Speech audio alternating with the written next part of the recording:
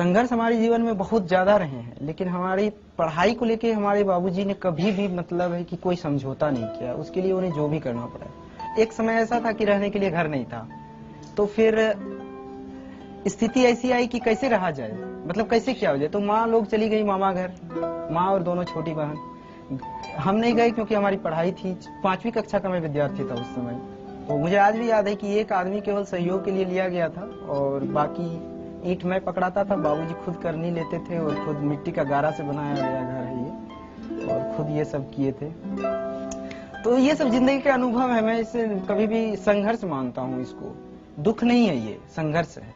दुख और संघर्ष में अंतर ये होता है कि दुख होता है कि जिसकी क्षतिपूर्ति नहीं हो सके, किसी माँ के लिए उसके बेटे से अलग हो जाना या असामयिक मृत्यु, ये सब दुख है। लेकिन ये तो जीवन के अनिवार्य अंग है, इसको संघर्ष कहते हैं और संघर्ष हर एक के जीवन में है।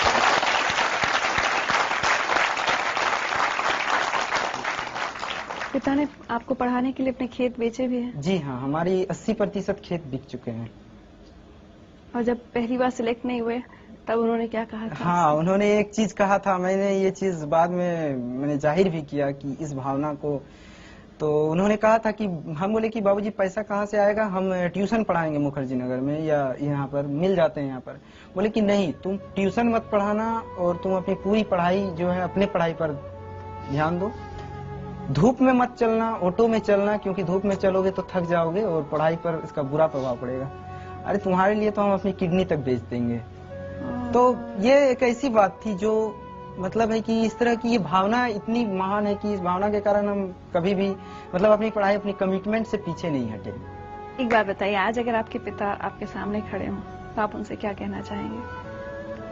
देखिए, मेरे बाबूजी तो अभी मेरे गांव में हैं और शायद अगर इस प्रोग्राम को वो देख रहे होंगे तो मैं उनसे यही कहूंगा कि मेरी सफलता असफलता से अलग आपके बेटे होने में मेरी सार्थकता है और बस इसी सार्थकता को जीवन भर महसूस करना चाहिए।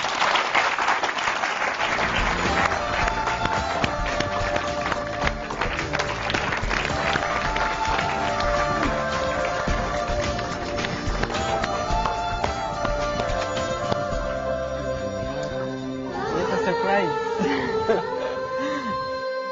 प्रेम कुमार जी, हाँ बोलिए। कभी सोचा था खेती किसानी करते वक्त कि एक दिन बेटा एक सरकारी अफसर, सबसे बड़े सरकारी अफसर की गद्दी पर बैठेगा? एकदम जब से इसको पढ़ाई में ख्याल आया तब से मैंने ये सोचा था, ये आज की सोच नहीं है। आपको पता था आईएएस क्या होता है? आईएएस क्या होता है ये पता नहीं था, लेकिन अफसर जो होते हैं मेरे जिला के, हाँ। उसको तो देखे थे। हाँ, सही बात है।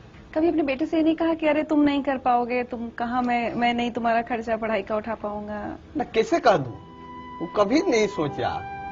मैंने खर्चा उठाने के लिए तैयार था, मेरे पास जमीन थी,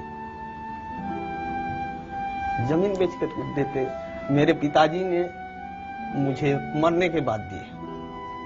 अब वो जमीन में इसको देता मरने के बाद, तो ये मैंने सोचा कि मरने के बाद क्यों मैं दूं, अब ये दे दो, और रहेगा तो बेटा का और नहीं रहेगा तो बेटा का। उधर देखिए। सिंधु जी के बेटा कैसे हो? आप खाने पाने के ध्यान दीजिए। आज तुम्हारे लिए गुड़ रोटी बनाई है। आज ट्रेनिंग में ज्यादा खाना पीना का ध्यान दीजिए। आज तुम्हारे लिए हम दुल्हन खज के रखे हैं, रिश्ता तय हुआ है।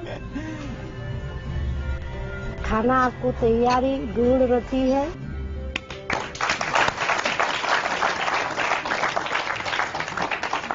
गुड़ रोटी खाने का शौक है? हाँ जी हाँ। बहुत गुड़ रोटी खाता था। आपसे सारे देश के पिता सीख लें, एक मिसाल कायम की है आपने कि किस तरह से एक पिता अपने बेटे से ये तक कहता है कि मैं ये नहीं कहेंगे कि कोई अपनी किडनी बेचे, लेकिन आपने एक मिसाल कायम की है कि अपना सब कुछ कुर्बान कर बेटे को पढ़ाया, खेत बेचे। आज जिंदगी लाइफ की तरफ से आपको सम्मानित किया जाना है।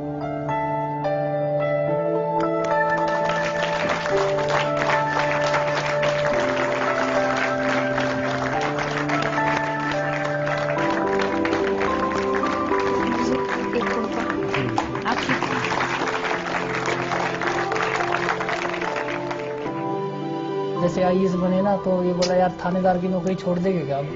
मतलब ये था थानेदार ही ना छोड़े, साथ में साथ ये भी रख लिया।